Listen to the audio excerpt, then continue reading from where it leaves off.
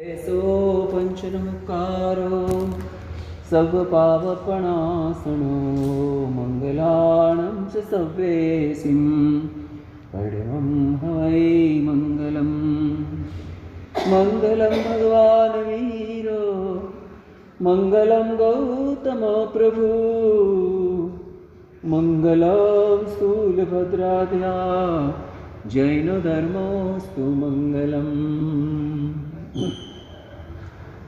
जय जगजीव जोनी यानो जगगुरु जगानंद जगनाहो जगबंधो जय जगप्रिया महोभयम्।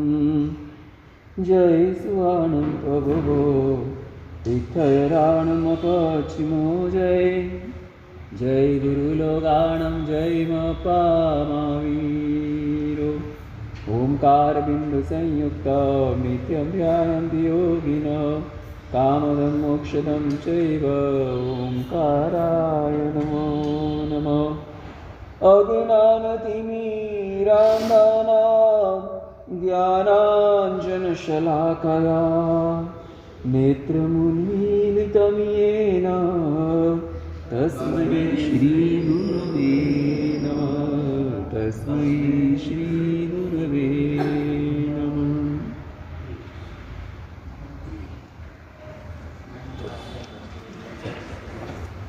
Look out for toys. Slick.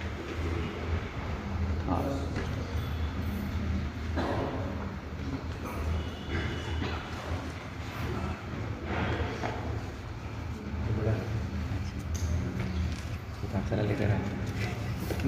मैं आ रहा हूँ इसलिए बच ले पिताजी खा लेगा खाना में। हाँ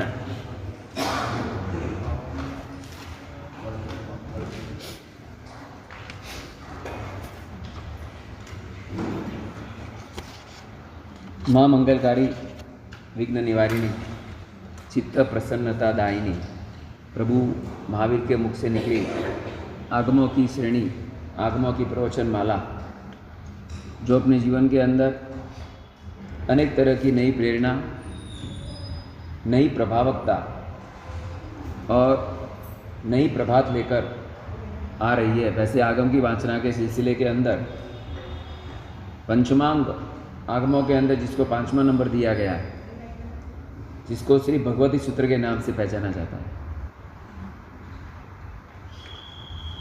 तमाम 45 आगमों के अंदर अधिक से अधिक प्रश्न, अधिक से अधिक आगमिक चर्चाएं जहाँ पर की गई हो वो यह आगम।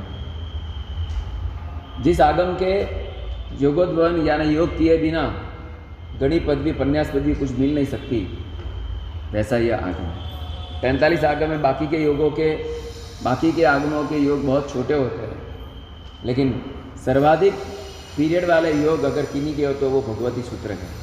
6-6 महीने के योगोद्वहन करने पड़ते हैं और एक बार योग में प्रवेश कर दिया, बाद में उनको हम निकाल नहीं सकते, कितनी भी तकलीफ आ जाए, जिसको आघाड़ योग कहते हैं। योग पूर्ण करने के बाद ही उनको बाहर आने का होता है। कदाच आ गए तो दूसरी बार उनको उसमें एंट्री मिलना नामुमकिन सा हो जाता है। ऐसा यह प्रभावशाली आगम भगवती सूत्र जिसको कहते हैं, इसका दूसरा नाम है व्याख्या प्रज्ञप्ति। व्याख्या प्रज्ञप्ति, तीसरा नाम है विवाह पन्नति। ऐसे अलग अलग नाम इस अंग के हैं। और वैसे भी जैसे पाठ परंपरा के मूल नायक कोई हो तो पंच में सुधर्मा स्वामी है, वैसे परमात्मा की अनेक परंपरा, प्रश्नों की परंपरा जहाँ पे खड़ी की गई हो, वो किसी आगम में हो तो वो भगवती सूत्र के अंदर। इसका नाम ही भगवान के ऊपर है, बाकी का नाम अलग अलग है। भगवती मतलब भगवान। प्रभु महावीर के पनौती शिष्य गौतम स्वामी ने जो जो प्रश्न किए, साथ ही साथ जयंती श्राविका, साथ ही साथ शिवर्षि नाम के अन्य धर्म के मुनि, इन्होंने जो जो प्रश्न किए, इंद्र महाराजा ने, सौधर्म इंद्र ने, इन सारे प्रश्नों का खुलासा परमात्मा ने इस आगम के द्वारा दिया।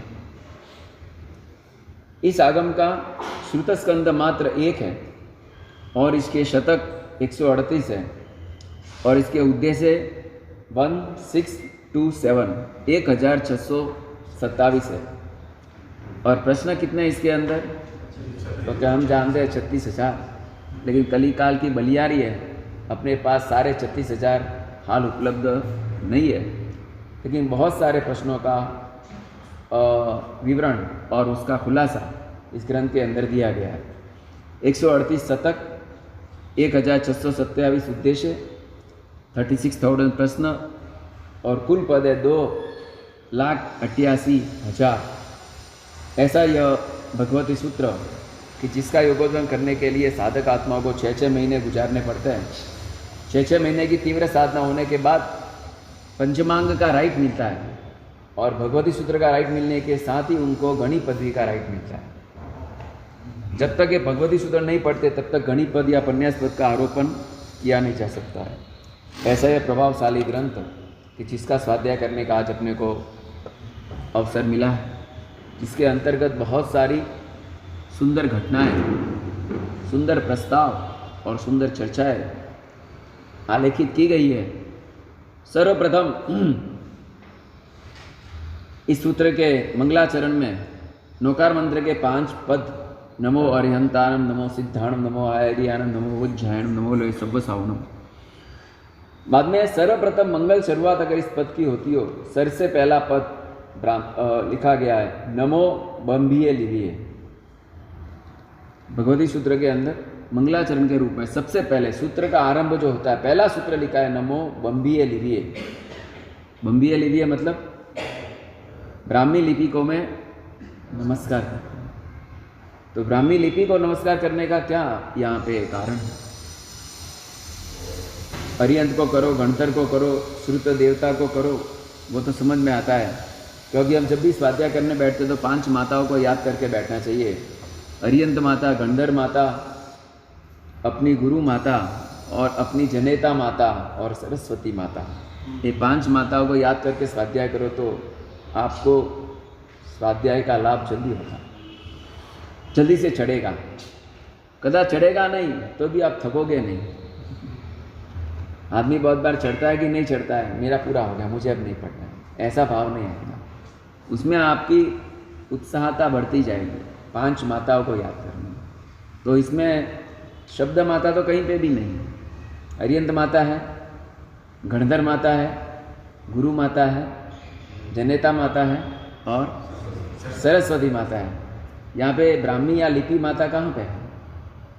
तो बतलाया है कि ब्राह्मी लिपि ये किसने सिखाई?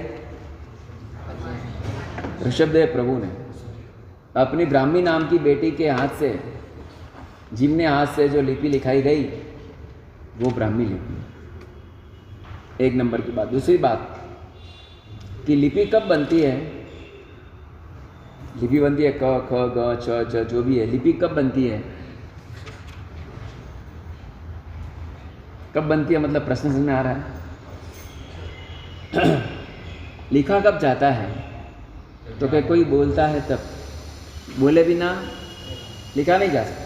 जैसे लइये लिखते थे कुमारपाल महाराजा के वहाँ, 700 लइये लिखते थे। बोलने वाले कौन थे?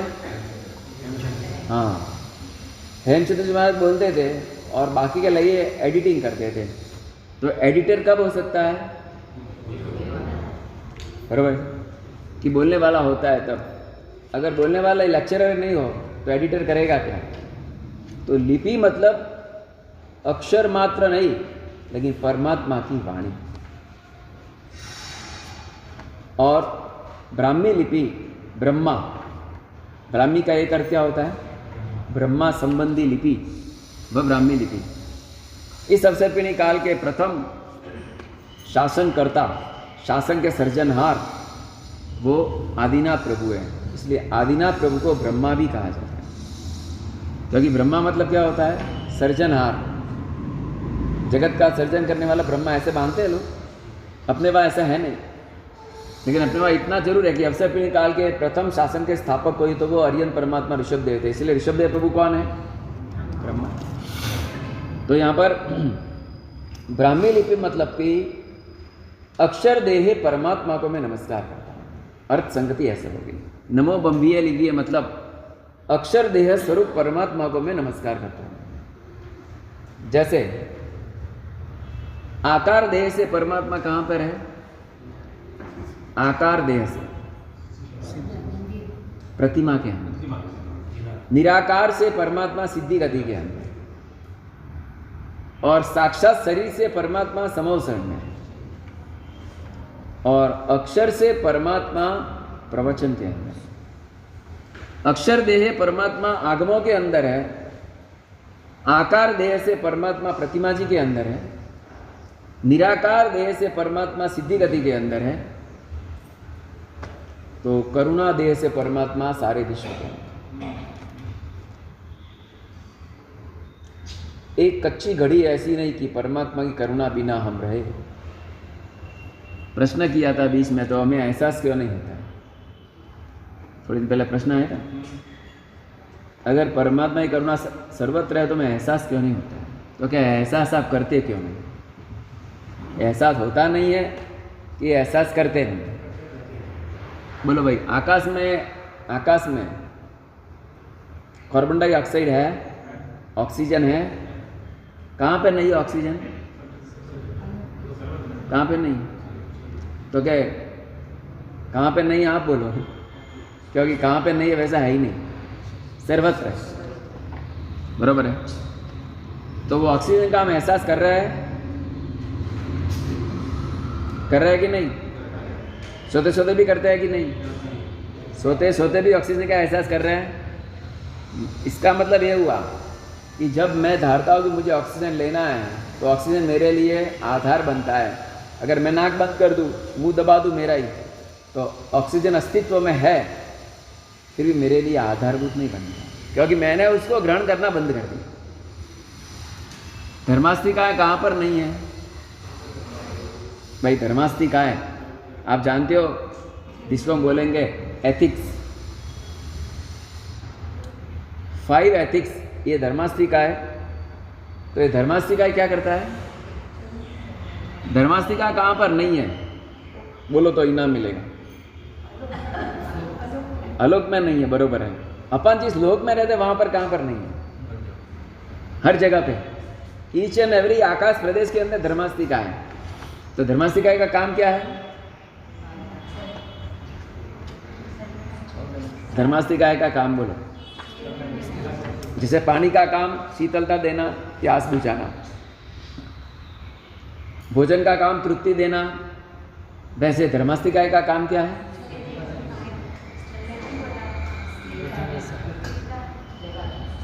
गति सहायक, गति में जो अपने को सहायता करे वो धर्मास्तिका, बरोबर है। तो अभी मजे की बात यह है कि मेरी आंगली अभी गति कर रही है कि स्थिर है? स्थिर है ना, कि गति कर रही है? स्थिर है। समझो भगवान है तो स्थिर है, तो यह धर्मास्तिका है कि नहीं है? तो गति क्यों नहीं कर रहा हूं? क्योंकि धर्मास्तिका का काम गति कराना है ना, तो गति क्यों नहीं करता है? बोलो आपने बोला कि भाई धर्मास्तिका का काम गति में सहायता करना है, तो धर्मास्तिका तो सारे विश्व के अंदर आकाश के अणु अणु में प्रदेश प्रदेश में रहा हुआ है, तो वहां पर फिर वो हिल क्यों नहीं रहा है? धर्मास्तिका अगर है वहां पे तो वस्तु को हिलना चाहिए ना। क्या अधर्मास्तिका? तो मैं हिलता क्यों हूँ? क्योंकि अधर्मास्तिका क्या करेगा? वस्तु को स्थिर करने में सहायता करता है, और अधर्मास्तिका वस्तु को हिलाने में सहायता करता है। अब देखो मजे की बात यहाँ पर यह बता रहे शास्त्रकार कि धर्मास्तिका किसी भी वस्तु को हिलने में चलने में सहायता करता है, लेकिन मजबूरन से किसी वस्तु को हिलाने का काम नहीं करता। अगर वस्तु चाहे कि मुझे हिलना है तो वो हेल्प करेगा, अगर वस्तु नहीं चाहती तो वो हेल्प नहीं करेगा। इसी तरह आकाश में रहा हुआ ऑक्सीजन भी क्या है? आपको मजबूरन श्वास लेने में कोई मजबूरी नहीं करता है, नहीं तो मरे हुए को भी वो जिंदा कर देगा। फिर मरे हुए को ऑक्सीजन जिंदा कर सकता है कि नहीं? मरे हुए को ऑक्सीजन जिंदा कर सकता है क्या? तो हाँ बोलता है नहीं कर सकता। तो हाँ बोल रहे, ऐसे सोचा भाई कोई देखा होगा। मरे हुए को ऑक्सीजन जिंदा क्यों नहीं कर सकता? कारण क्या है? चेतना नहीं है, वो अपना शास्त्रीय जवाब है। लेकिन सीधा फिजिकल जवाब ये है, फॉर्मल जवाब ये है कि वो जो जीव है वहाँ पर जीव ऑक्सीजन लेने की प्रक्रिया कर रहा था, वो प्रक्रिया वहाँ नहीं हो रही है। अब जब तक ऑक्सीजन लेने की प्रक्रिया जीव से नहीं होगी तब तक ऑक्सीजन उसको मजबूरन कुछ नहीं कर सकेगा। ठीक इसी तरह धर्मास्तिका है भी, वस्तु हिलने के लिए तैयार रहेगी तो धर्मास्तिका हेल्प करेगा। अगर वस्तु हिलने के लिए तैयार नहीं रहेगी तो धर्मास्तिका हेल्प करने के लिए तैयार नहीं रहेगा, हो ही नहीं सकता वो। ठीक इसी तरह परमात्मा की करुणा हर आकाश प्रदेश में व्यापक है। अब बोलो, प्रभु की करुणा हमें क्यों नहीं मिलती है? जवाब समझ में आ गया आपको? सीधा जवाब है, ऑक्सीजन लेने के लिए प्रयत्न करना जरूरी तो ऑक्सीजन हमें सहायता करेगा। हिलने के लिए हमें तैयारी बतानी जरूरी है तो धर्मास्तिका हमें सहायता करेगा। उसी तरह परमात्मा की करुणा लेने के लिए हमें तैयारी करनी पड़ेगी तो परमात्मा की करुणा हमें मिलेगी, नहीं तो नहीं मिलेगी। तो क्या प्रभु करुणा लेने के लिए करना क्या, वो तो बताओ। हाँ, करुणा बधाने बहु वाली છે, કરુણા બધાને બહુ વાલી છે, પણ ક્રૂરતા છોડવી નથી, એ જ તો મહાકાલી છે। કપટ છોડવો નથી અને પ્રભુની કરુણા લેવી છે। तपेली में रहा हुआ फटकड़ी और उसमें दूध डालेंगे तो होगा क्या? फटकड़ी को पहले निकालनी पड़ेगी ना। जब तक फिटकड़ी निकलेगी नहीं तब तक वो दूध कितना भी अच्छा होगा फटे बिना रहेगा नहीं। तो दूध को फाड़ता कौन है? दूध फाड़ता है कि फिटकड़ी फाड़ती है? फिटकड़ी फाड़ती है ना। ठीक इसी तरह मेरे मन के अंदर कषाय, मेरे मन के अंदर दंभ, मेरे मन के अंदर आसक्ति की फिटकड़ी रही हुई है और प्रभु की करुणा मैं झील रहा हूँ, लेकिन वो करुणा इतनी एक्टिव नहीं बन जाती है, बन सकती। क्यों? क्योंकि मेरे मन रूपी तपेली के अंदर बहुत से कषाय, विषय, वासना, आवेश, आसक्ति, ग्रंथि, द्वेष, पूर्वाग्रह, हठाग्रह, कदाग्रह, ये जात जात के दोष भरे पड़े। क्योंकि प्रभु ये दोष तो जाने वाले ही नहीं है। मतलब दोष नहीं जा तक तब तक प्रभु करुणा मिलेगी नहीं। यही हुआ ना, दोष जाएंगे नहीं तब तक करुणा मिलेगी नहीं। बाद में करुणा मिले तो भी क्या, नहीं मिले तो भी क्या। अगर दोष चले गए तो प्रभु करुणा की जरूरत क्या है? समझ में आए भाई? दवा की जरूरत कब तक होती है? बीमारी न हो, बाद में दवा लेके करना क्या है? ये भी बात तो सही है, लेकिन इसके लिए बहुत अच्छा समाधान दिया जा रहा है कि दोष भले मूल से न जाए, लेकिन स्थूल दोषों का तो निवारण आपको करना ही पड़ेगा। जब तक स्थूल दोष नहीं निकलेंगे, काया के स्तर पर रहे हुए दोष, काया के स्तर पर रहे हुए दोष जब तक नहीं निकलेंगे तब तक आपके जीवन में परमात्मा में करुणा प्रवेश कर सकेगी नहीं। काया के स्तर पर रहे हुए दोष मतलब कि अपना आवेश हाथों में आना, अपना आवेश मुंह में आना, ये काया के स्तर के दोष है। लोभ मतलब कि अपना लोभ मात्र मन तक सीमित न रहकर सगे भाई के साथ भी वो केस करना वगैरह, वो स्थूल लोभ है। तो यहाँ पर कहा जा रहा है कि मन में रहे हुए जो सूक्ष्म दोष है उसके लिए परमात्मा आपके साथ रह सकते हैं, लेकिन स्थूल दोष के तहत परमात्मा आपके साथ नहीं रह सकते। तो यहाँ पर नमो बंबिये लीजिए, मतलब कि परमात्मा अक्षर देह इस आगम में विराजमान है, इसीलिए ब्राह्मी लिपि को भी नमस्कार किया जाता है। तो जो लोग परमात्मा को प्रतिमा के रूप में नहीं मानते हो, अगर वो सच्चे अर्थ में नहीं मानते, उनका सिद्धांत एकदम पक्का है, तो उनको नमो बंबिये लीजिए भी लिखना चाहिए नहीं, नमस्कार करना चाहिए नहीं। क्योंकि ब्राह्मी लिपि है, ये लिपि जो लिखी जाती है, लिपि जड़ है कि चेतन है? जैसे प्रतिमा जड़ है कि चेतन है? जड़ है, बराबर है। कंकु लगाती है स्त्रियां अपने सौभाग्य के, तो जड़ है कि चेतन है? जड़ है ना। तो जड़ वस्तु क्या करती है? जड़ वस्तु क्या कर रही है यहाँ पर? चैतन्य का प्रतिबिंब जहां पर गिरता हो वैसा या जड़, वो भी अपने लिए कल्याण का कारण है। तो परमात्मा की प्रतिमा भले जड़ हो, लेकिन वहां पर प्रतिबिंब किसका गिर रहा है?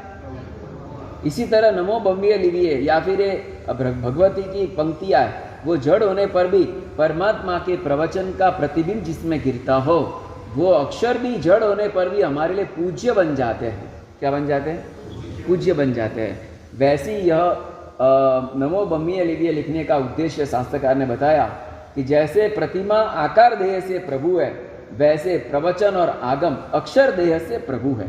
तो अक्षर देह से प्रभु को मैं नमस्कार करता हूँ, नमो ब्रह्मीय लिपि। बाद में लिखा है नमो सुयस्स। सुयस्स मतलब श्रुत को नमस्कार।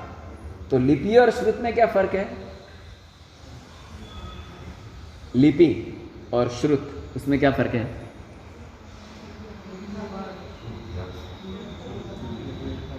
कोयला देखा है? कोयला तो कोयला ऐसे ही पड़ा हो तो उसका कोई वैल्यू है कि नहीं?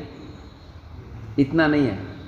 मिट्टी ऐसे ही पड़ी तो उसकी वैल्यू, लेकिन मिट्टी से जब घड़ा बनता है तो वो घड़ा पानी पीने के लिए काम लगता है और लोग उसको संभाल कर रखते हैं। तो मिट्टी है वो शब्द है और घड़ा है वो श्रुत है। श्रुत किससे बनता है? शब्दों से।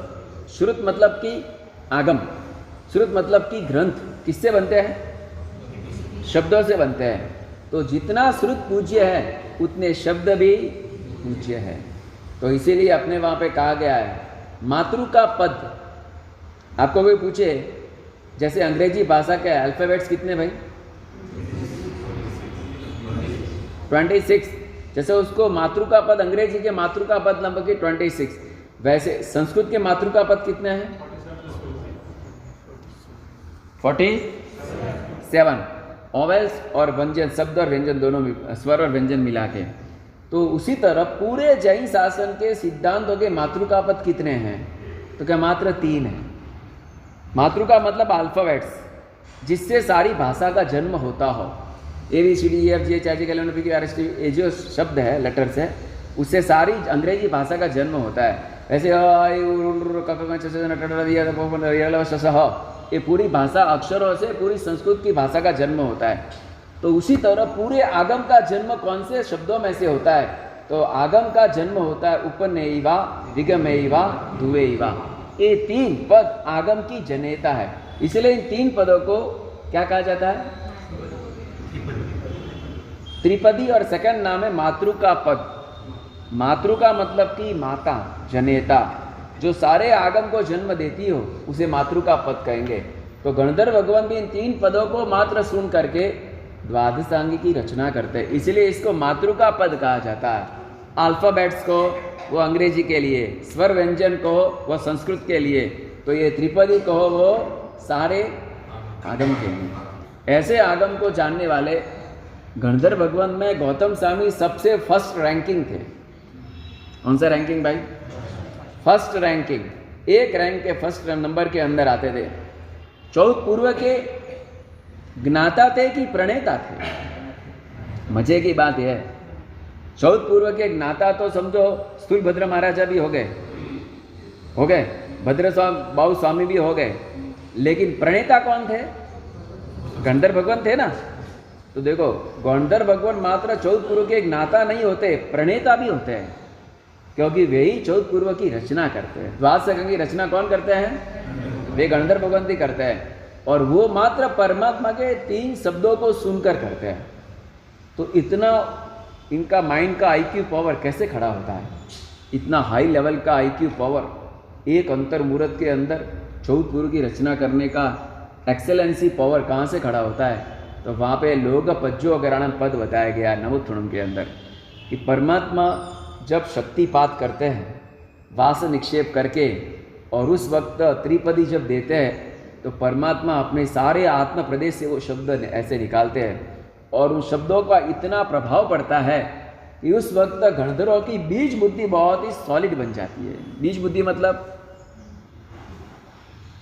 मतलब मालूम है? पूरा खेत किससे बनता है? बरोबर है ना? धान्यों से बनता है। धान्य किस में से आते हैं? झाड़ में से, पत्तों में से। झाड़ पत्ते किस में से आते हैं? अंकुर किसले फूटते हैं। अंकुर किसले किस में से फूटते हैं? तो बीज ये सारे खेतर का मूल होता है। द्वादशांगी रूपी खेतीबाड़ी का मूल कोई हो तो गणधर भगवंतों की बीज बुद्धि है। बीज बुद्धि का मतलब कि फॉर्मुलेटेड माइंड। कौन सा माइंड? फॉर्मुलेटेड माइंड, छोटे से फॉर्मूला से सारी रचना करके बता देते हैं, उसको क्या कहेंगे? बीज बुद्धि। तो वैसे गणधर भगवान गौतम स्वामी ने उस वक्त परमात्मा को तेनम कालन तेनम समयनम समणे भगवान महावीरे उत्तर पुच्छिम दिशि भाय गुणशीले नामे चैत्य। कौन सा चैत्य?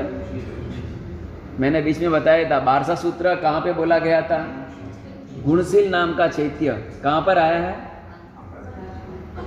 हाँ, राजगुरी नगरी के अंदर। राजगुरी नगरी में गुणशील नाम का चैत्य कौन सी दिशा में रहा हुआ है? ईशान खूने के अंदर रहा हुआ है। ईशान खूना पवित्रतम और पूज्य गिना जाता है। तो यहाँ पर बताया गया है कि गुणशील नाम के क्षेत्र के अंदर वहाँ पर गौतम स्वामी वगैरह परमात्मा के सामने खड़े हैं, सैनिक महाराजा, चेलना देवी वगैरह। और उस वक्त परमात्मा लोगुत्तमानम पुरुषवर पुंडरीये पुरुषवर गंधहत्ती लोगुत्तमे लोग नाय लोग प्रदिवे लोग बज्जो अगरे अभय दे चक्षु दे, ऐसे परमात्मा के विशेषणों से परमात्मा को विशेषित किया गया है कि ऐसे परमात्मा समोसर में विराजमान है। और उस वक्त गौतम गणधर परमात्मा के सामने प्रश्न पूछ रहे हैं। तो ये गौतम गणधर के कैसे उसका विशेषण बता रहे हैं। तेनम कालम तेनम सैनम समनो भगवत महावीर जेठे अंतेवासी, ज्येष्ठ अंतेवासी। अंतेवासी मतलब, अंतेवासी का मतलब होता है शिष्य। अंतेवासी का क्या मतलब होता है? शिष्य। जो गुरु के अंत में वास करे उसका नाम है, अंत मतलब बाजू में, नजीक में वास करे उसका नाम, विद्यार्थी नहीं लिख रहे हैं, शिष्य लिख रहे हैं। विद्या तो शिष्य में वो भी फर्क होता है।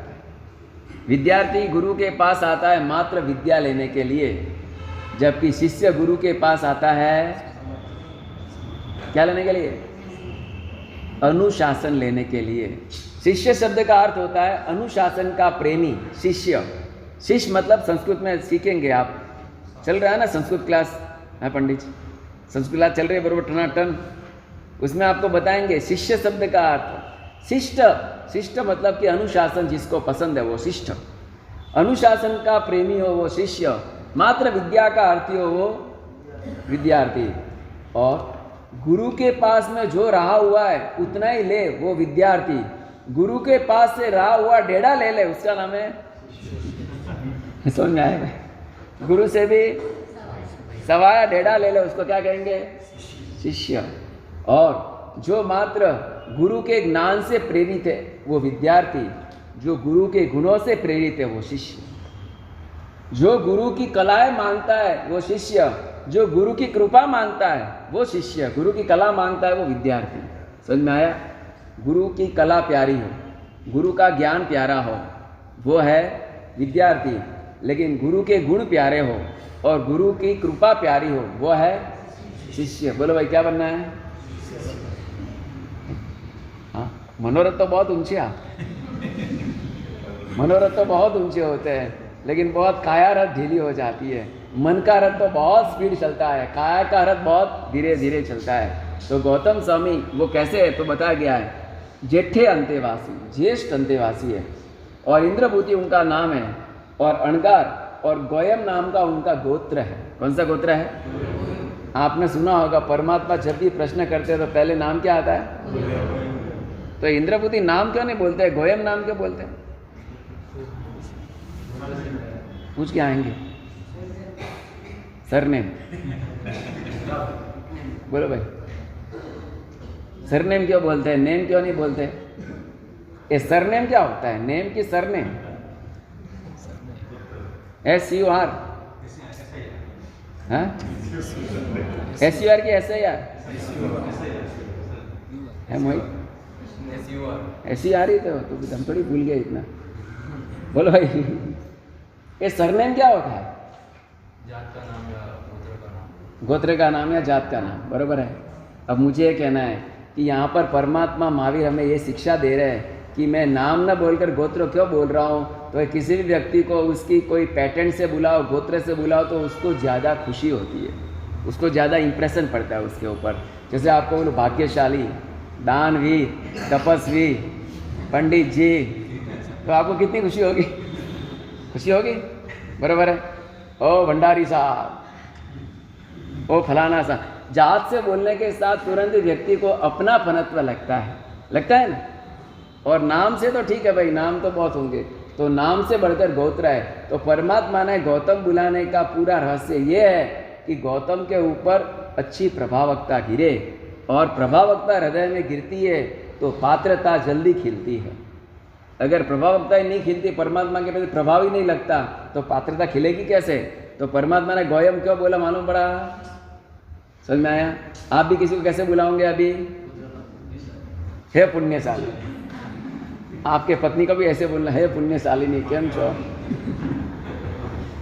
कौटुंबिक पुरुषः, नौकर को क्या बोलता है? कौटुंबिक पुरुषः। अरे बहुत से लोग तो ऐसे होते हैं, इतने सहानुभूति संवेदनशील वाले होते हैं, नौकर को भी जी से बुलाते हो रामू जी। बरोबर है भाई। एक आदमी ने हाथ में पट्टी बांध रखी थी, तो उसका कोई टीचर था स्कूल में, वो बोलता है कि क्यों बांधी है पट्टी, यहाँ पे क्यों बांधी है, कहाँ गिर गया, क्या हो गया? मेरे मित्र को यहाँ पर लगा, इसके लिए मैंने यहाँ पर पट्टी बांधी। मेरे मित्र को यहाँ पर लगा, इसके लिए ये क्या है? सहानुभूति का एक प्रकार है। कहने का मतलब ये है कि परमात्मा गौतम शब्द बोलने के पीछे ये गोत्र को इंडिकेट कर रहे हैं, और सुनने में भी वो थोड़ा मधुर लगता है। तो इस तरह परमात्मा का गोयम शब्द बोलने का रहस्य ये है। तो जो गौतम स्वामी गौतम गोत्र वाले थे और सम चतुर संस्थान वाले थे, सम चतुर संठान संटिये वज्र ऋषि नारायण संगयन, वज्र ऋषभ नारायण संगयन, और सम चतुर संस्थान कैसा होता है भाई, कोई बताएगा? अपनी मूर्ति होती है ना, हाँ बोल भाई। पद्मासन में बैठते हैं, इधर से इधर और इधर से इधर, नीचे सेम माप होता है। बरोबर, 4 माप जिसके सेम हो, 4 मेजरमेंट। डाबा कंधा से जमना घुंटन, जमने खब्बे से डाबा घुंटन, और दोनों घुंटन, और यहाँ से यहाँ तक। तो ये जो 4 मेजरमेंट समान रहते हैं जिस शरीर के अंदर, उसको समचतुर। आज किसी को नहीं आएगा इस काल में, मापने मत बैठना, आएगा भी नहीं, क्योंकि ये संज्ञान का अधिकार मात्र पहले संज्ञान वाले जीवों के लिए, संस्थान वालों को कहा गया है। और केवल ज्ञान पाने के लिए फिजिकल ये कंडीशन मानी गई है। अगर ये नहीं होता तो केवल ज्ञान नहीं होता है। समझ आया? केवल ज्ञान के लिए मात्र स्वभाव में समता, वो तो एक मेन कारण है, लेकिन साइड कारण ये बताया गया है कि शरीर के अंदर ऐसा ढांचा होना वो भी जरूरी है। तो क्या ऐसा ढांचा का आग्रह क्यों रखा गया है? समचतुर संस्थान या संज्ञान से शरीर का क्या लेना? आखिर तो आत्मा के भाव से लेना देना है ना, शरीर से क्या लेना देना है? बोलो भाई, है रहस्य कुछ? भाई रहस्य कुछ है? किसके शरीर का ढांचा अगर ऐसा वैसा भी हो, लेकिन मगज की नर्वस सिस्टम अच्छी हो तो कोई तकलीफ थोड़ी, अच्छा ही है ना, उसमें क्या तकलीफ? कोई आदमी बाहर से काला काला लेकिन अंदर से सफ़ेद हो भी सकता है ना, हाँ हो सकता है। कोई बाहर से गोरा गोरता है, अंदर से काला भट्ट होता है, वो भी हो सकता है। बरोबर है? हाँ, जैसे वो बगुला बाहर से कैसा, बाहर से वाइट, अंदर से, बरोबर है। और वो कोयल, चक्रवात पक्षी, बाहर से काले होते हैं लेकिन अंदर से धोले होते हैं। तो बोलो भाई, संज्ञान वालों को केवल ज्ञान से क्या रिलेशन है? क्योंकि संज्ञान मतलब बॉडी का ढांचा है, बॉडी का पैरामीटर है, तो उसको केवल ज्ञान से क्या रिलेटेड है? तो महत्वपूर्ण बात शास्त्रकार इसका जवाब दे रहा है कि संज्ञान की मजबूताई भी साधना सत्व में सहायक बनती है। जैसे गस्सु कुमाल थे, वो ऐसे ही खड़े रहे, लेकिन आयुष्य पूरा नहीं हुआ तो वो काल नहीं कर जाएंगे। अपने जैसे को क्या होगा, बीच में टिकट फट जाए, क्योंकि अपनी बॉडी में इतना स्ट्रॉन्ग लेवल नहीं है, इतना संज्ञान बल नहीं है। इसके लिए सहन करने की जो पराकाष्ठा है, एक्सट्रीम लेवल की सहन करने की जो पराकाष्ठा, जो केवल ज्ञान दे सके, वैसी सहन करने की पराकाष्ठा पहले संज्ञान वाले को सक्सेस हो सकती है। अपने लिए सक्सेस होना मुश्किल है। नंदी से ऊपर से नीचे गिरे तो भी जिंदे रहते, बरोबर है ना? जब दीक्षा के परिणाम उनके ढीले पड़ गए और दीक्षा से वो निकलने के लिए प्रयत्न कर रहे हैं, उस समय उनको लगा कि मैं अब फिर तो संसार में नहीं जाऊंगा, तो ऊपर से पर्वत के ऊपर से नीचे गिरने जाते हैं, अग्नि में कूदने जाते हैं। बहुत से प्रयत्न भी किए लेकिन कुछ नहीं हो रहा है। देव ने आकाशवाणी की, नंदी से तू प्रयत्न मत कर, तेरा ये चरम भव है, लेकिन तेरा ये काम करने का बाकी है संसार का, तू जा। और उसको जाना पड़ा। और उसने दिन के कितनों को प्रतिबोध किए है? 10 जनों को दीक्षा देते थे दिन में। कितने जनों को? और गौतम स्वामी की सारी फैमिली नंदी सेन की देन है। किनकी फैमिली भाई? गौतम स्वामी को लॉट का लॉट कहाँ से मिला मालूम है? ये नंदी सेन महाराज का प्रभाव। रोज 10-10 साधुओं को प्रतिबोध करते थे। कल्पना करो, गणिका के वहाँ रहा हुआ एक खिलाड़ी, कहाँ पे रहा हुआ? गणिका के। हम तो उपाश्रय में बैठे हैं, तो भी हमारा बेटा 10 तो का पौस ही नहीं आता, बराबर है। और गौतम स्वामी के वहाँ, मतलब नंदी सेन के वहाँ 10-10। हाय तौबा, ये तो कादव के से कमल खिल गया और पौधे के अंदर तो कांटा खिल गया। गौतम स्वामी का पुण्य और नंदी सेन की प्रभावकता, दोनों ने कितना अच्छा मैचिंग कर लिया। दिन के 10-10 रोज प्रतिबोध करे, और कितने साल तक? एक दिन के कितने? तो 36 दिन, 360 दिन के 3600, बरोबर है। 50,000 में से 45,000 तो यहीं से ही मिल गया ना गौतम स्वामी को। कहने का मतलब है कि इतनी उत्तम प्रभावकता आत्मा में थी, इसके लिए वो काल करने जाते तो भी मर नहीं रहे। क्योंकि संज्ञान कौन सा है? प्रथम संज्ञान। संज्ञान का मतलब क्या होता है? संज्ञान का मतलब, संज्ञान का मतलब हड्डी का ढांचा। क्योंकि पूरे शरीर को फिट रखने का काम, स्टिफ रखने का काम कौन करता है? हड्डी। हड्डी बगैर बॉडी कभी स्टिफ नहीं रह सकती। तो यहाँ पर एक प्रश्न पूछा गया कि प्रभु, हड्डी में जीव होता है कि नहीं? भाई हड्डी में जीव होता है? भाई होता है कि नहीं? सोच के लाएंगे। दांत में जीव होता है? दांत में जीव होता है कि नहीं होता है? बाल में जीव होता है? नहीं होता है। लेकिन जब तक शरीर में हड्डी रही हुई है तब तक हड्डी में जीव होता है। वो जब निकल जाती है, डिटैच हो जाती है, बाद में उसका जीवत्व निकल जाता है। कहने का मतलब ये है कि ये हड्डी जो है ना, पूरे बॉडी को कैसे रखती है? फिट रखती है, स्टिफ रखती है। अगर स्पाइनल कॉर्ड आउट हो जाए तो फिर बॉडी का ढांचा कैसे हो जाता है? ढीला पड़ जाता है। तो इसीलिए कहा जाए कि सारे शरीर का आधार कोई हो तो वो बोन है, बोन, हड्डी। और वो हड्डी का बांधा जितना स्ट्रॉन्ग उतना आपका शरीर स्ट्रॉन्ग। इसीलिए संज्ञान मीन्स हड्डी का ढांचा। हाँ, परफेक्शन ऑफ बोन सिस्टम वो है संज्ञान। तो ऐसा संज्ञान बल भी सॉलिड था। किनका? नंदी सेन का तो सही। अभी किसकी बात चल रही है? गौतम स्वामी। गौतम स्वामी पहले थे अंतेवासी। दूसरे नंबर पे लिखा गया है गौतम गोत्र वाले, इंद्रभूति नाम और समचतुर संस्थान वाले और वज्र ऋषभ नारद संज्ञान वाले, और जिनका वर्ण कैसा है? पीत वर्ण। कैसा? सोने जैसा कंचन वर्णी काया है जिनकी, ऐसा जिनका शरीर का वर्ण है। और उग्र तपस्वी है, दीप्त तेज वाले हैं और महातपस्वी, और जिनका शरीर बहुत ही गोल मटोल है, ओराल शरीर है। कैसा शरीर? तो कैसा? छटके पार ने आंबिल कर रहे, छटके पार ने आंबिल करते थे ना। दीक्षाली तब से अभिग्रह किया गौतम स्वामी ने, छटना पार ने छठ। तो साहब इतना पढ़ेंगे कैसे? खाएंगे नहीं तो। लगभग दिमाग में वही होता है कि ज़्यादा पढ़ना हो तो ज़्यादा खाना चाहिए। सही बात है। लेकिन हमारे वहाँ कहा गया है ज़्यादा पढ़ना हो तो कम खाना चाहिए। क्या करना चाहिए भाई? इसीलिए अभ्यंतर तप का बाह्य तप के साथ रिलेशन है। समझो आपने यहाँ तक खाया, फिर आपको पढ़ने बैठेंगे, आप क्या करेंगे? कुछ नहीं करोगे, मस्ती से लल्ला लल्ला लोरी दूध में कटोरी सो जा करेंगे क्या? हाँ, नींद मस्त आएगी क्योंकि खाया बहुत है ना। इसीलिए हमारा कहा गया है अप्पाहारी, अप्पाहारी, अपवाई, अपनिद्दा, ये 3 विद्यार्थी के लक्षण हैं। कौन से? अप्पाहारी मतलब अल्पाहार, अपवाई मतलब अल्प बोलने वाला, अल्पवाची। और तीसरे नंबर पे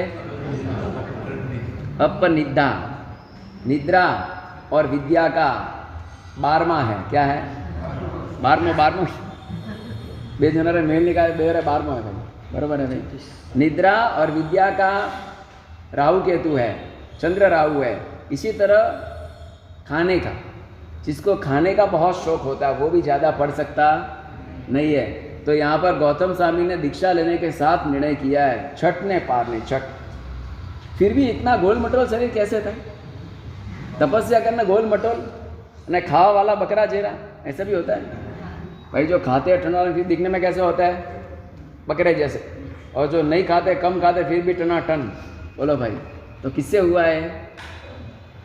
कौन सा कर्म प्रबल होता है तब शरीर स्वस्थ रहता है? शातावेदनीय। और बाहर का ढांचा नाम गोत्र, नाम कर्म से, और नामना है वो गोत्र कर्म से।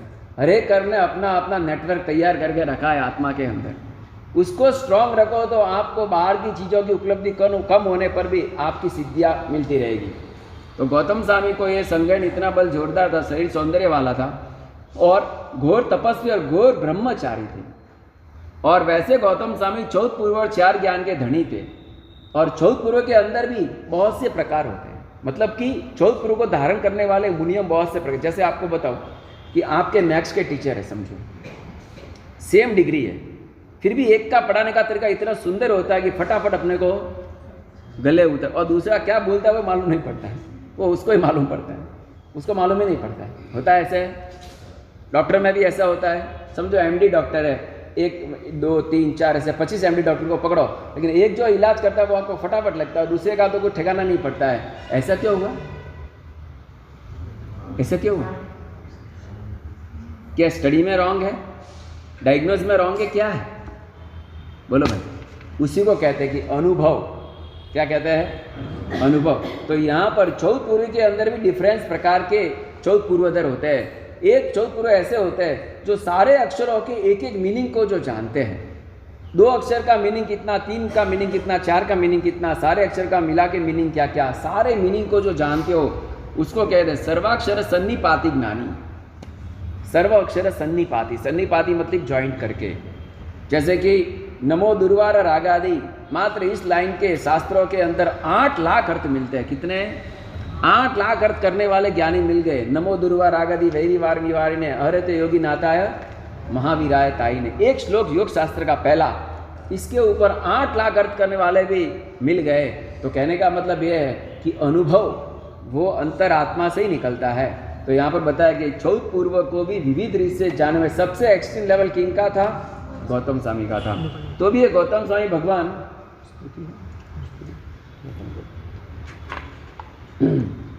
तो भी गौतम स्वामी भगवान परमात्मा को प्रश्न क्यों कर रहे हैं? प्रश्न ये हो रहा है, इतने ज्ञानी है और नेक्स्ट परमात्मा के नेक्स्ट कौन है? परमात्मा महावीर के नेक्स्ट सीनियरिटी किनकी है? गौतम स्वामी। किससे सिद्ध होता है? कैसे सिद्ध होता है? प्रथम शिष्य बरोबर है, लेकिन सीनियरिटी कैसे सिद्ध हो गई? परमात्मा जब हाजिर होते हैं स्वयं, अपनी देशना देते हैं 6 से 9 सुबह पहले प्रहर में, और उसके बाद किनको बैठाते हैं? वही सीनियरिटी सिद्ध करता है। स्वयं तीर्थंकर हाजिर है, फिर भी बैठा था किसको? प्रवचन के लिए। तो ऐसा क्यों करते हैं? परमात्मा तो अनंत ज्ञान के धनी है, वो तो बोलते ही जाए तो कोई फर्क पड़ने वाला खास नहीं है।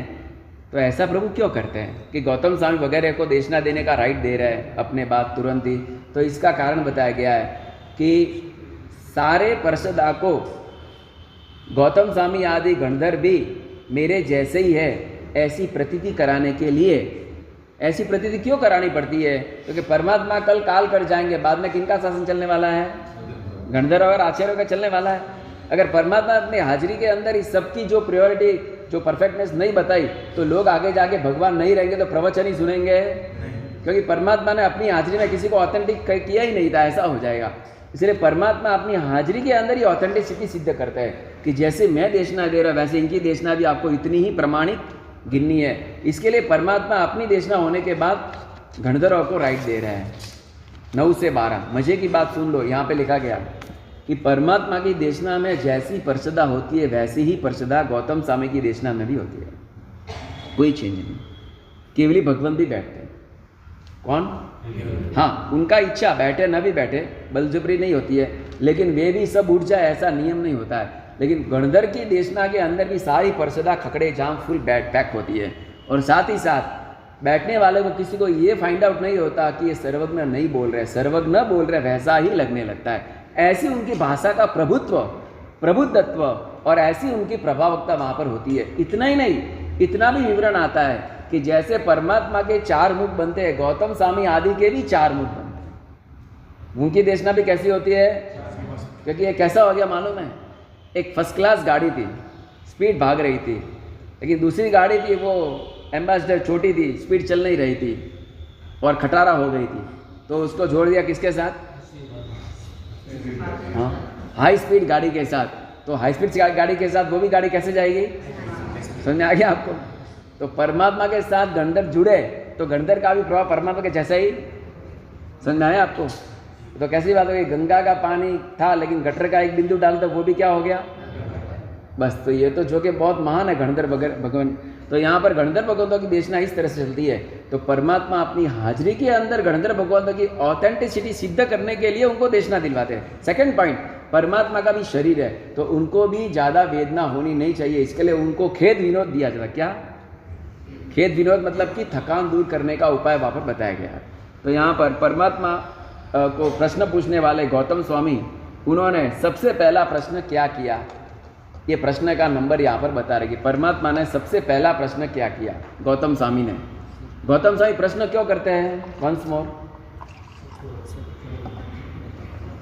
तो कि गौतम स्वामी ने अपने शिष्यों को जो पढ़ाया है लिखाया है वैसे शिष्यों को ऑथेंटिसिटी पता चलेगी। मेरे गुरु जो बोलते हैं वही परमात्मा भी बोल रहे हैं, तो आगे जाके गुरु के प्रति किसी को अश्रद्धा होगी नहीं, एक नंबर की बात। इसलिए गौतम स्वामी प्रश्न पूछते हैं। दूसरी बात कि गौतम स्वामी मानते हैं कि मैं कौन हूं, सर्वज्ञ हो कि छद्मस्तु, छद्मस्तु। तो आखिर तो मैं छद्मस्तु, कभी ना कभी मेरी भूल हो सकती है, अनाभोग से भी भूल हो सकती है। अनाभोग मतलब अनवांटेडली, जैसे आनंद को कहा, कामदेव आनंद श्रावक को बोला ना तुझे अवधि ज्ञान ऐसा नहीं हो सकता है, क्या हो गया, अनवांटेडली हो गया। तो अनवांटेडली मेरी भूल हो सकती है, परमात्मा की भूल हो ही नहीं सकती। सेकंड नंबर की बात। तीसरा पॉइंट है, कोई भी ग्रंथ की रचना करनी हो उसमें आप प्रश्नोत्तरी से करो ना तो वो ग्रंथ ज़्यादा लोगों में उठाव आता है उसका। प्रश्नोत्तरी से ग्रंथ बनाओ ना तो उसको पढ़ने में बहुत मजा आती है। क्वेश्चन आंसर पूरी समरी लिखते जाओ तो पढ़ने की इतनी मज़ा नहीं आती, प्रश्नोत्तर में पढ़ने की ज़्यादा मज़ा आती है। तो इसीलिए परमात्मा गौतम स्वामी को लगा कि कोई भी आगम की रचना प्रश्न और उत्तर के रूप में होगी तो लोगों में ज़्यादा वो उपादेय बनेगी, ज़्यादा आनंद देने वाली बनेगी। इसके लिए गौतम स्वामी ने प्रश्न किए। प्रश्न करने के 3 कारण समझ में आ गए, कौन से आप बोलो, वहाँ तक मैं पानी पीऊँ, बोल भाई। गुरु के प्रति श्रद्धा,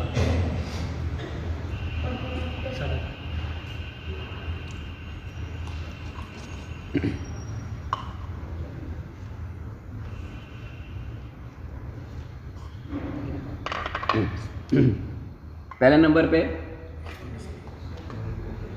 बोलो भाई, हाँ, शिष्यों को प्रतीति हो कि मेरे गुरु जो बोल रहे हैं वही परमात्मा बोल रहे हैं, यानी परमात्मा का बोला हुआ ही गुरु बोल रहे हैं, वैसा उनको विश्वास हो।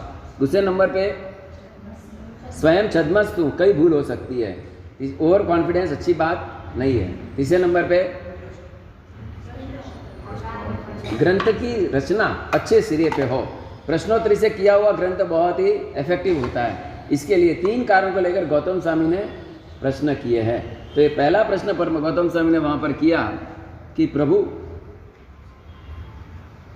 कर्मों की जब निजरा होती है तब पूरी होती है कि कम होती है, यानी चले माने चले, निजरे माने निजरे, कड़े माने कड़े, क्या है?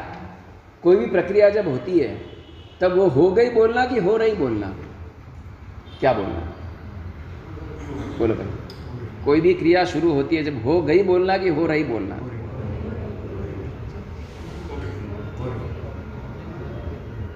मालूम नहीं पड़ा, प्रश्न मालूम पड़ा आपको?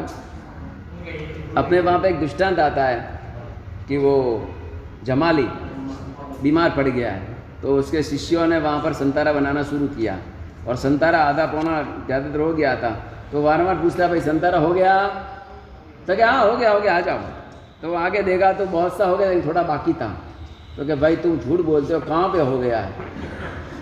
तो बोले कि नहीं साहब, वो जो हो रहा है वो हो ही गया जैसा, इसके लिए आप आ जाओ, बस 2 मिनट का काम है, ज़्यादा नहीं। इस हिसाब से क्या बोला जाता है, जैसे चाय आपके वहाँ रखी हो ना, बस चाय हुई ऐसे बोलते हैं ना, चाय हो गए ऐसे बोलते हैं ना, बराबर है।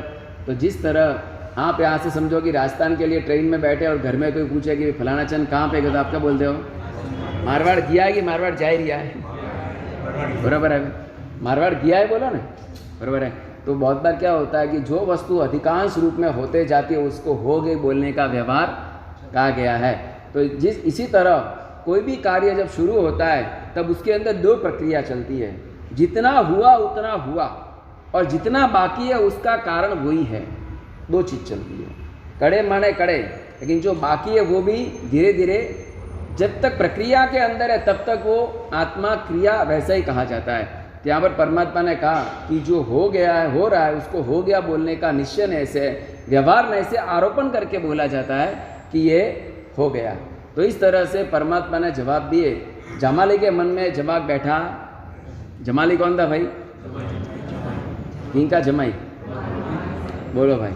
और कोई ऐसा आपको रिलेशन मालूम है जो परमात्मा और परमात्मा का रिलेशन हो गया है? हाँ, त्रिपुष्ट वासुदेव के अवतार परमात्मा का जीव था ना, परमात्मा महावीर का जीव। तब उनका जो जमाई था ना अमित गति नाम का, वो शांतिनाथ प्रभु का जीव था। किसका जीव था? तो कभी कभार ऐसे रिलेशन मिल जाते हैं, लेकिन यहाँ पर तो प्रैक्टिकल के रूप में है। तो जमाई होने पर भी उसने परमात्मा के सिद्धांत को बराबर समझा नहीं, ऐसा क्यों हो गया? तो यहाँ बता रहे हैं कि कोई भी सिद्धांत समझने के लिए सबसे पहले श्रद्धा का बेस मजबूत चाहिए। जब तक श्रद्धा ही कमज़ोर होगी तो सिद्धांत अपने दिमाग में उतरेगा नहीं। सेकंड नंबर पे अपनी बुद्धि को बीच में अड़ाना। किसको अड़ाना? बुद्धि को बीच में अड़ाने से वो सिद्धांत आता भी है तो चले जाता है। बच्चे को पापा ने पूछा कैसा चल रहा है स्कूल के अंदर, तू आज 8th स्टैंडर्ड में आ गया, कितने अच्छे मार्क ला रहा है, तेरे टीचर को बहुत धन्यवाद। वो बोले क्या टीचर को धन्यवाद? टीचर को क्या धन्यवाद देना, मेरे को दो। उसने क्या किया? मैं नहीं पढ़ता तो वो क्या करती? और आपको मालूम है मैं जब 4th में था, 5th में था, 6th में था, 7th में था, मेरी क्लास बदलती गई। वो मेरी टीचर तो 4th की 4th में बैठी है, अब तक आगे आई नहीं है। कहाँ बैठी? मेरी टीचर 4th की 4th में बैठी है, 5th में भी नहीं है, 6th में भी नहीं है, 7th में। बोलो भाई इसको क्या कहेंगे? श्रद्धा की भाषा की तर्क की भाषा? किसकी भाषा? तर्क की भाषा है। अब वो टीचर 4th में बैठी है 8 साल से और मैं इतना आगे बढ़ गया। तर्क जहाँ पर होता है वहाँ पर श्रद्धा को खलल पहुँचे बिना रहती नहीं है, और जहाँ पर श्रद्धा होती है वहाँ कुतर्क की कभी असर हो नहीं सकती। कुतर्क की असर क्यों होती है? तो कि श्रद्धा कमज़ोर है, इसके लिए। जब मृगावती साध्वी जी आए उपासना के अंदर, चंदन बाला ने कहा कि ये इतना देरी से आना आपको शोभता नहीं है, उस वक्त मृगावती जी ने क्या किया है?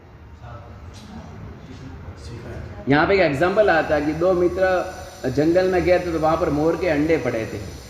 तो मोर के अंडे दोनों लेकर आए और एक ने मोर के अंडे को संभाल के रखा और वहाँ मुर्गों के वगैरह के बीच में रखा, तो उसको गर्मी मिल रही, तो उसमें से क्या निकल गया?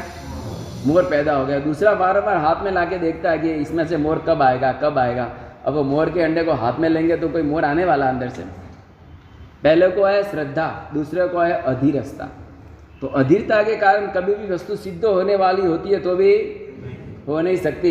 यहाँ पर जमाली के मन में हुआ कि पूरा होने के बाद ही बोलना हो गया, पहले बोल ही नहीं सकते आप। एकांत बाद उसने पकड़ लिया और उसके कारण उसका पूरा जो 500 शिष्यों का परिवार है, कितना शिष्यों का?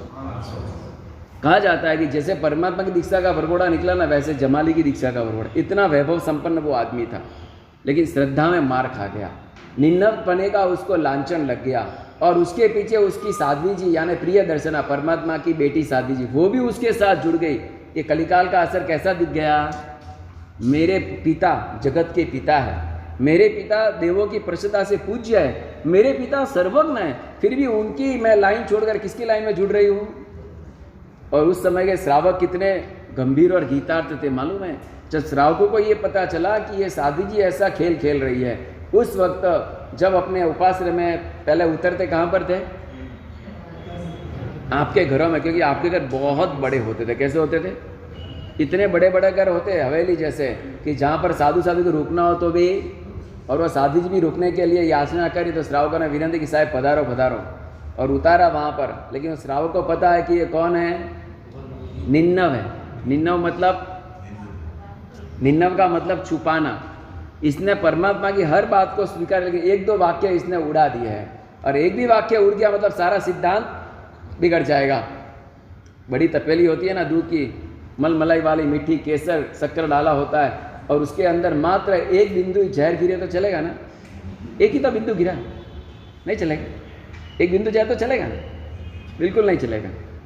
ठीक इसी तरह हमारे मन में बहुत सी श्रद्धा है, प्रभु है, गुरु है, सब है, लेकिन ये एक बिंदु के अंदर अनंत जीव वो मेरे दिमाग में नहीं बैठता है। ये आलू कांदे में अनंत जीव दिमाग में नहीं बैठता है, ये मेरे दिमाग में नहीं बैठता। ये क्या हो गया? पूरी तपेली के अंदर एक बिंदु जहर है। यहाँ पर वो श्रावक ने जानबूझ के वो साधु जी महाराज के पीछे थोड़ा वो कपड़े में आग लगा दी, और वो जल रहा है कपड़ा, तो बोल रहे मैं जल गई मुझे बचाओ। वो श्रावक बोलता आपका सिद्धांत है पूरा जलने के बाद बोलना मैं जल गई। आपका सिद्धांत क्या है? पूरा जलने के बाद बोलना मैं जल गई, वहाँ तक बोलना ही नहीं। वो बोली बाद में क्या बोली, मर जाऊंगी बाद में क्या बोलूँगी। इसीलिए प्रभु ने बोला है कि जो हो रहा है वो हो गया है, ऐसा सिद्धांत पकड़ के चलो, नहीं तो पूरा जलने के बाद ही बोलना मैं मर गई हूँ, वहाँ तक बोलना ही मत। समझ गई वो, बोले मिच्छामि दुक्कडम। तुरंत ही प्रभु के पास गई और क्षमा याचना की। ऐसे थे अपने श्रावक। कैसे श्रावक थे? ऐसे अपने श्रावक थे कि जो ऐसे अवसर पे किस तरह से उनकी शान ठिकाने लानी और परमात्मा के तत्वों के साथ जोड़ना। ऐसे 7 निन्नव हो गए। कितने निन्नव? 7 निन्नव जो परमात्मा के मूल शाखा में से ही निकले। कौन सी शाखा में से? जो ब्रांचेस किसकी है भाई? हाँ, वो तो ऐसा हो गया कि अमृत की वेल थी और 7 वेल कैसी निकली? अंदर से जहर भरी निकली, लेकिन फिर भी परमात्मा के सानिध्य के अंदर, परमात्मा के अस्तित्व में बहुत से निन्नव फिर भी गए, लेकिन बाद में ऐसे निन्नव बहुत निकलने लगे। तो उस वक्त आर्य रक्षितसूरि महाराजा के जब शासन आया, किनका शासन? उन्होंने पूरे संघ को इकट्ठा करके बोल दिया अब कोई किसी को मिथ्यात्व बोलेगा। हीर विजयसूरी महाराजा 400 साल पहले हो गए, उन्होंने पट्टक बनाए। पट्टक मतलब कि गाइडलाइंस बनाई है, जैन शासन की गाइडलाइंस। उस गाइडलाइंस में लिखा है कोई भी साधु या साधु किसी को झट से मिथ्यात्व बोलेगा नहीं। छोटी सी बात को लेकर ये फलानी तिथि पालते हैं कि नहीं, इसके लिए मिथ्यात्व, ऐसा कोई बोलेगा नहीं, स्पष्ट करके गए। इसके लिए वर्तमान में 99 ही गिने जाएंगे, 8वां 9वां कोई आएगा, बहुत तो दिगंबर, इसके आगे कोई नहीं। इस तरह अपने ज्ञानी भगवंतों ने एक सिस्टम बना के गए कि बाद में किसी को मिथ्यात्व बोलने का दुस्साहस आप करना मत, क्योंकि किसी की आत्मा में कौन से परिणाम है आप कैसे जान सकते हो? किसी के परिणाम को जानने की ताकत छद्मस्त में है? बिल्कुल नहीं है। यहाँ पर परमात्मा के सामने गौतम स्वामी ने ऐसे प्रश्न किए, बाद में परमात्मा को प्रश्न किए कि प्रभु वृक्ष कितने प्रकार के हैं? रुखे कति विहे, वृक्ष 3 प्रकार के वृक्ष है। एक वृक्ष ऐसे है जिसमें संख्याता जीव होते हैं, एक में असंख्याता जीव होते हैं और एक में अनंत जीव होते हैं। तो संख्याता वृक्ष जीव वाले वृक्ष कौन से? नारियल का झाड़ आता है, ताड़ का झाड़ आता है, केले का झाड़ आता है, जिसके अंदर बीज की संभावना नहीं। वैसे जो झाड़ है वो सारे जीव कैसे हैं? संख्यात जीव है उसके अंदर। और असंख्यात के अंदर आएंगे अस्थिका वाले झाड़। अस्थिका वाले मतलब कि जाम्बू, दाड़म, ऐसे जो भी वृक्ष है ये कैसे है? असंख्यात। और वहाँ पे लिखा है ऐसे दाड़म वाले भी फ्रूट को बहुबीजक फ्रूट कहा गया। कैसे? बहुबीजक। तो बहुबीजक यानी कि वो बहु जो अभक्ष है वो अलग। अपन जो बोलते हैं बहुबीज अभक्ष, वो कौन सा फ्रूट है? अंजीर। दाड़म को बहुबीज मत बोलना, नहीं तो दाड़म में भी क्या होता है? बीज बहुत दिखते हैं ना, क्या लाया है? जिसके अंदर गर्भ बहुत कम हो, बीज बहुत हो, उसको क्या बोलते हैं?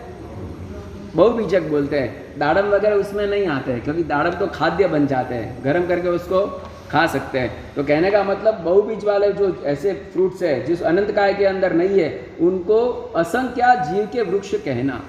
और तीसरे नंबर पे अनंत जीव वाले वृक्ष कौन से? आलू, प्याज, ये सब जो है अनंत जीव वाले वृक्ष है। इस तरह भाव बताया गया। तो वहाँ पर प्रश्न किया गया कि प्रभु एक जब प्रत्येक जीव आता है, यानी कि एप्पल है तो एक जीव है कि बहुत जीव है? एक जीव है कि बहुत जीव है एप्पल? तो ऐसे बताया गया है कि एक पर्याप्ता जीव के अंदर दूसरे असंख्य अपर्याप्ता जीव आश्रय कर रहते हैं। इसके लिए एक जीव की विराधना करने में बहुत जीव की विराधना का भी पाप लग सकता है। इसलिए जैन शासन में साधु साध्वी के लिए खाद्य पान में फ्रूट का सामान्य से निषेध किया जाता है। किसका? फ्रूट का निषेध किया जाता है, क्योंकि उसकी तत्काल विराधना होती है और उसकी इतनी विराधना नहीं होती खाद्य पान की। तो इस तरह से 3 तरह के वृक्षों की बात यहाँ पर बताई। बाद में गौतम स्वामी ने परमात्मा से पूछा कि प्रभु एक आत्मा नरक में जाता है, बाद में दोबारा कितना जल्दी वो आ सकता है, जल्दी में जल्दी कितने समय में आ सकता है। एक बार नरक में गया, नरक से काल कर गया, अब दोबारा वो नरक में कब आएगा, मिनिमम कब आ सकता है? तो बताया गया कि अंतर मुहूर्त में आ सकता है। अंतर मुहूर्त मतलब तो फिर अंतर मुहूर्त में कैसे आएगा? क्योंकि मानव नरक में आने के लिए मानव तिर्यन पंचेंद्रिय का अवतार चाहिए और इतने पाप करने पड़ेंगे, बाकी नरक में दोबारा आना, क्योंकि शास्त्र का नियम है एक बार नरक में आने के बाद तुरंत दूसरा भव नरक का मिल नहीं सकता। एक बार देवलोक में आने के बाद तुरंत दूसरा भव देव का मिल नहीं सकता। तो अंतर्मुहूर्त का फर्क तो पड़ेगा ही। तो अंतर्मुहूर्त का फर्क कैसे पड़ता है? वो ऐसे अंतर्मुहूर्त में मात्र 48 में कैसे पाप करता है जिससे वो दोबारा नरक में आ सकता है? तो यहाँ पर बताया गया है कि एक जीव नरक में से मर के पंचेंद्रिय के अवतार में माता की कुख में गया, और माता की कुख में जाने के बाद वो पूरी बॉडी उसने अंतर्मुहूर्त में बना दी, कितने अंतर्मुहूर्त के अंदर अंदर बना दी। बाद में उसको बाहर कोई शत्रुओं का चहल पहल सुनाई दिया, कहाँ पर? जहाँ उसने जन्म लिया उस राज्य के अंदर, और वहाँ पर उसको जाति से ज्ञान हुआ कि ये मेरा शत्रु आदमी है, इसने मेरे साथ ऐसा किया था। अब वो अपना वैक्रिय रूप बनाता है और बाहर वैक्रिय सैन्य खड़ा करता है और वहाँ पर बहुत कत्लेआम करता है, ऐसी वृत्ति करता है, ऐसा काम भी करता है, और मात्र अंतर्मुहूर्त में पूरी सैन्य को शांत कर लेता है और दोबारा घर के अंदर रहा हुआ वहाँ से काल करके कहाँ जाता है?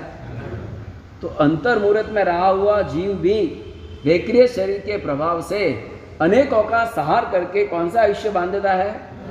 नरक का आयुष्य बांध सकता है। इस तरह नरक से नरक में कम से कम फासला कितना होगा? कितना फासला होगा? अंतर्मुहूर्त का फासला कम से कम होगा, यानी आत्मा के परिणाम इतने कनिष्ठ कक्षा के हो सकते हैं। इसी तरह देवलोक में भी अंतर्मुहूर्त के अंदर आ सकते हैं। एक देव से दूसरे देव के अवतार में अंतर्मुहूर्त में आत्मा देवलोक में आ सकता है। गर्भ में रहा हुआ आत्मा जब स्वयं ऐसे शुभ भाव के अंदर चढ़ता है, जाति से ज्ञान वाला बनता है और शुभ भाव में आगे बढ़ते बढ़ते वहाँ पे काल करता है, तब दोबारा कहाँ पे जन्म लेता है? देवलोक के अंदर जन्म लेता है।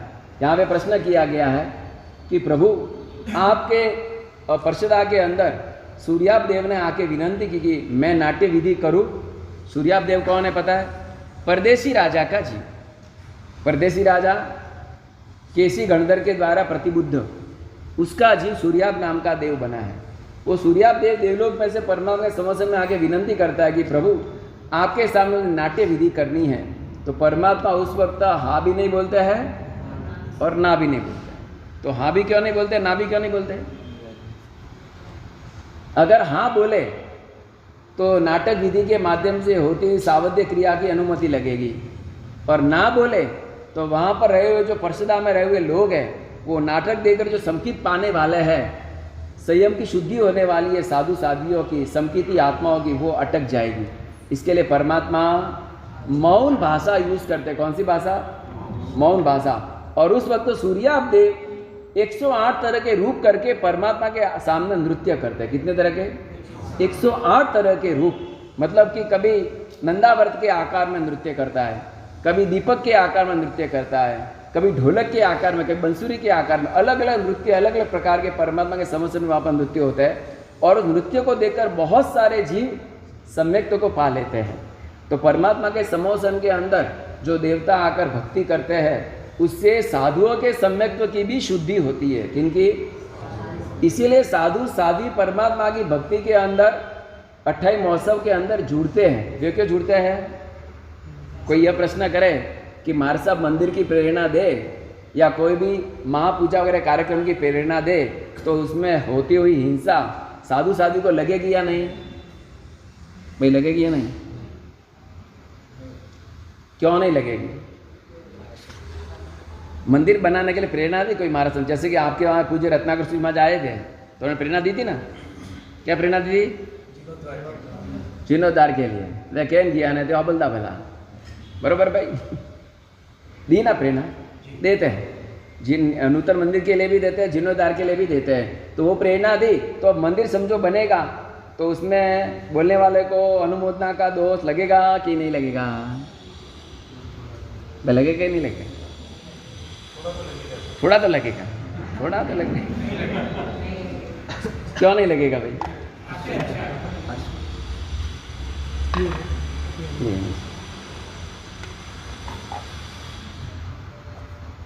जैन शासन एक मस्त बात करता है कि हम मंदिर में गए और परमात्मा की मूर्ति देखते देखते सुंदर भाव खड़े हुए, और क्या प्रशम रस प्रतिमा है परमात्मा की आंखों में से कितनी सुंदर करुणा निकल रही है, क्या अद्भुत सौंदर्य प्रभु का। ये भाव के अंदर आगे बढ़े तो मूर्ति बनाने में जितना पाप लगा था सब पाप आपको लग जाएगा।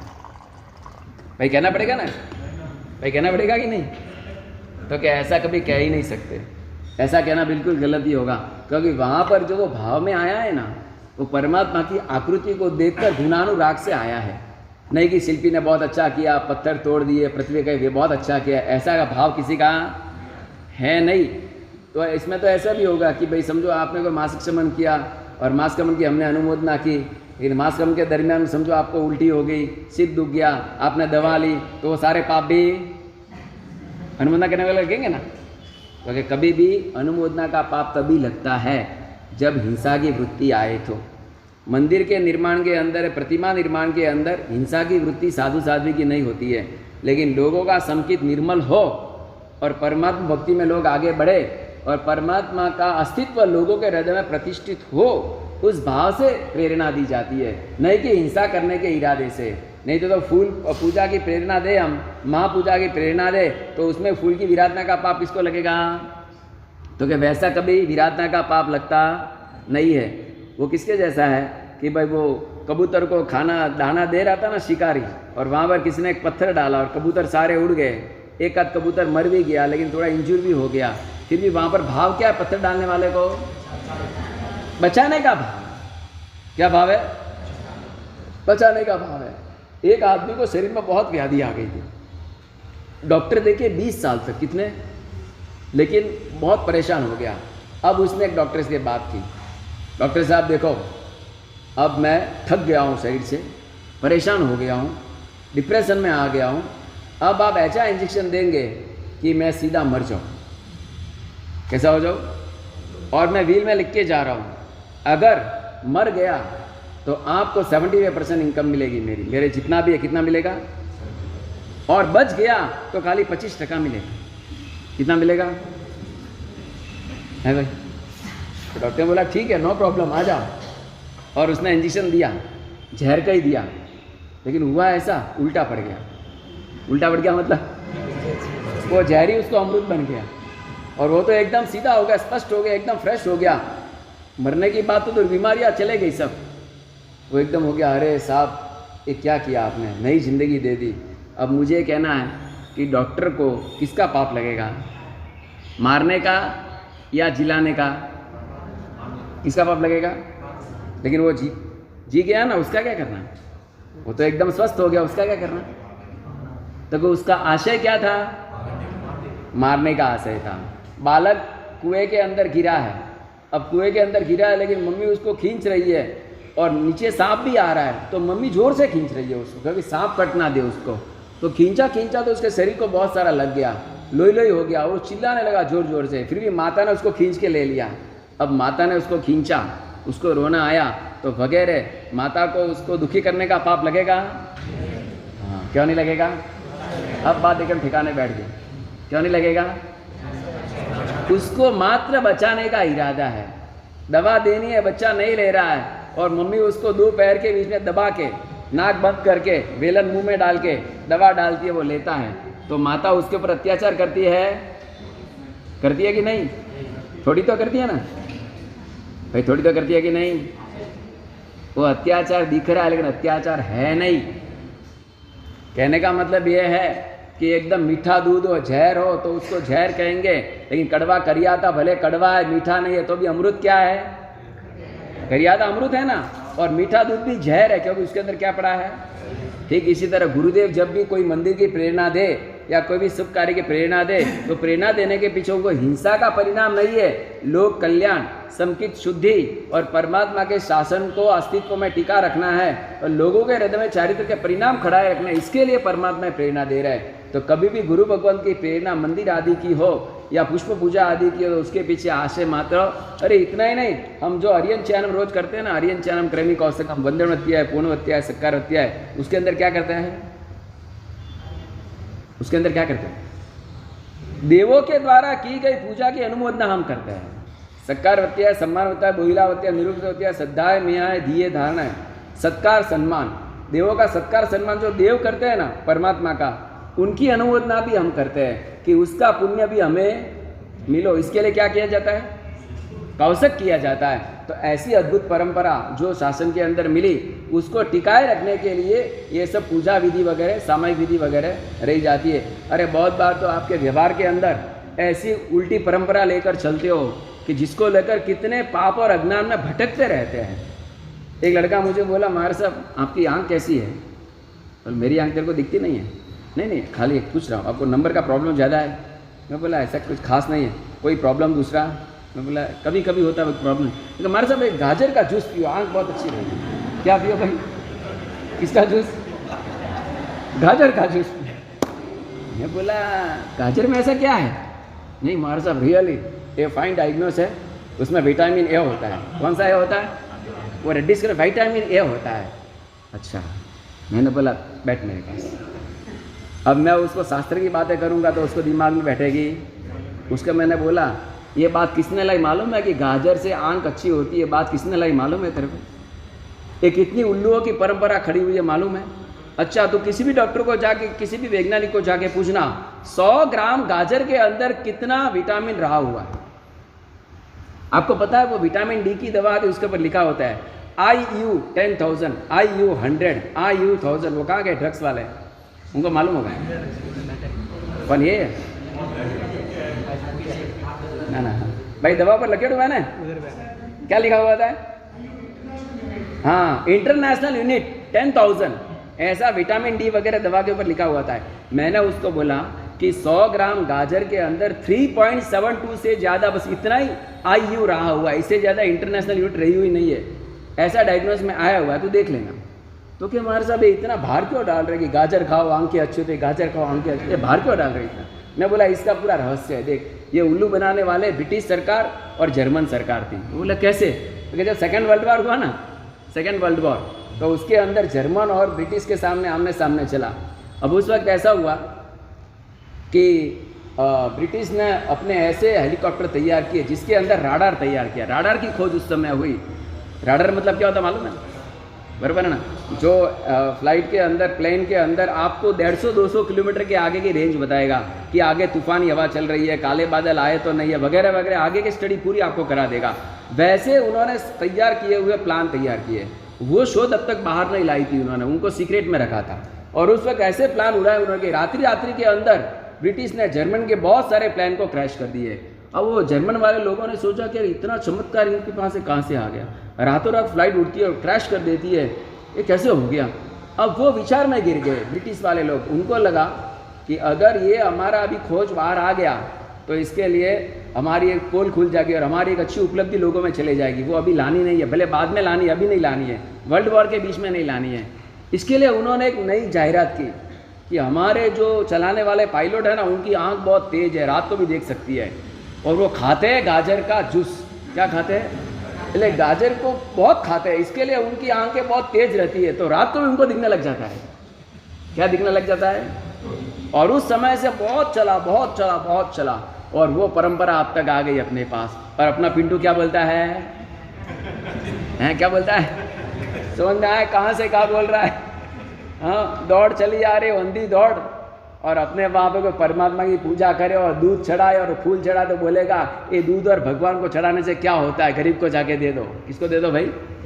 हाँ, ये उत्तम परंपरा को अंध परंपरा बोलता है और अंध परंपरा को उत्तम परंपरा बोलते हैं। आजकल के बेचारे मासूम लड़के, एकदम स्मूथ माइंड वाले लड़के लड़कियाँ, उनको कैसे फुसलाया जाता है और कैसी अंध परंपरा चली है। आप सच में डायग्नोस कर लेना 100 ग्राम गाजर में कितना इंटरनेशनल यूनिट आता है, बाद में मुझे आके बात करना। अब बोलो भाई, गाजर खाना पसंद करोगे आंख के लिए? भाई करोगे? कभी भी? पहले भी नहीं खाते थे? अच्छा हमारे साहब, घास के ऊपर चलने से आंख बहुत अच्छी होती है। किसके ऊपर चलना? हाँ, घास के ऊपर चलने से। लो भाई लो, पैर में रहा हुआ वनस्पति आपको आंख में असर करेगा। इसके अंदर बृहत्कल्प भाष्य नाम का हमारा एक शास्त्र है जो इस 45 ग्रंथ में 45 आगम में नाम आता है, बृहत्कल्प भाष्य, जिसके अंदर शास्त्र की बहुत रहस्यमय बातें बताई गई है।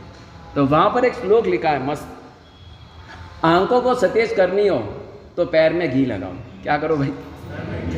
आंखों को सतेज करनी हो तो पैर में घी लगाओ। अगर आपको सिर अच्छा करना हो तो दांत को साफ रखो। किसको साफ रखो?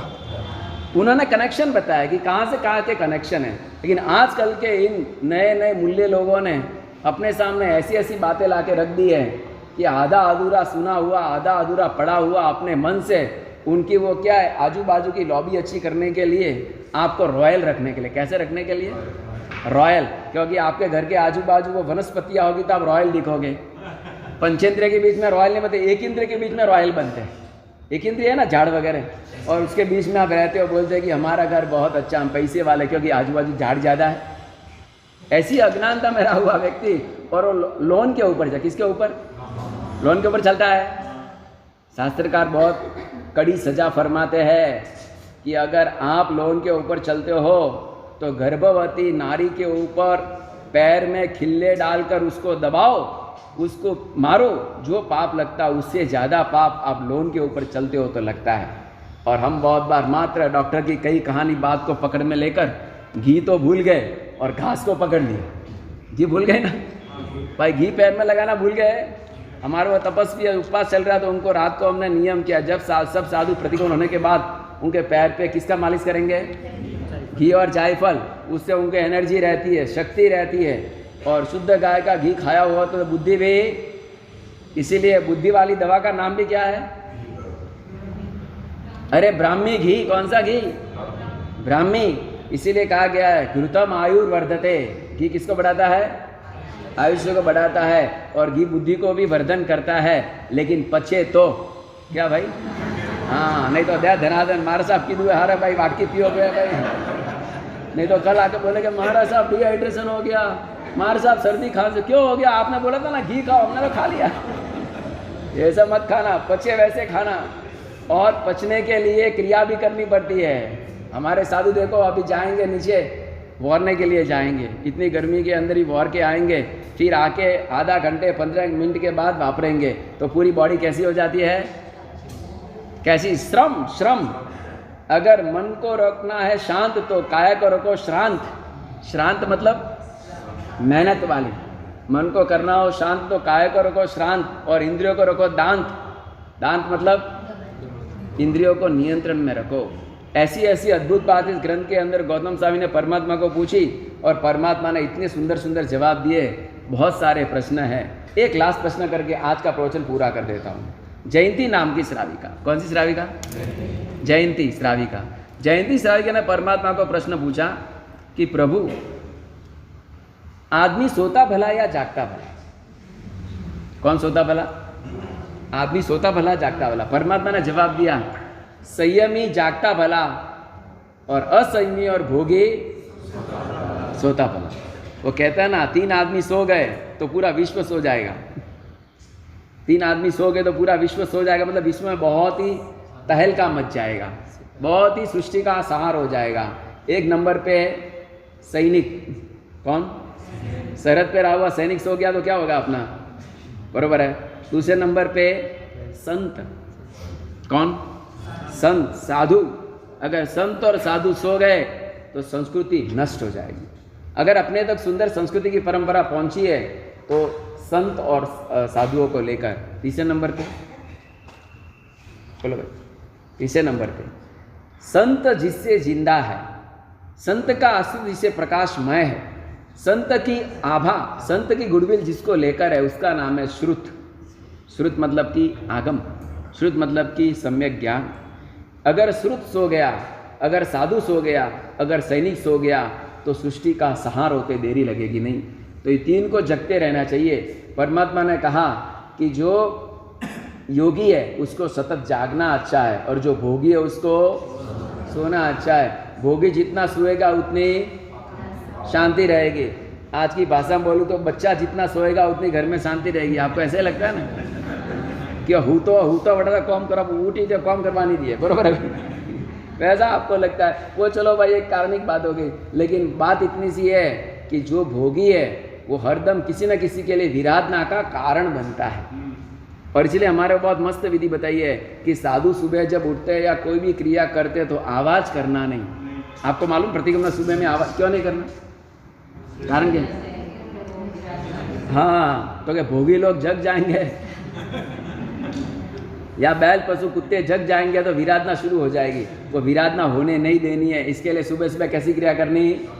शांत क्रिया करनी चाहिए। और वैसे भी होता है कि वैसे शांति रहने से आजू बाजू वातावरण की ऑरा भी बहुत। वो अमेरिकन आदमी इंडिया के अंदर आया तो किसी की शादी हो रही थी, शादी हो नहीं, शादी की वो क्या बोलते हैं एनिवर्सरी मना रहे थे, तो उसने बाहर देखा silver jubilee of marriage life. कौन सी जुबली?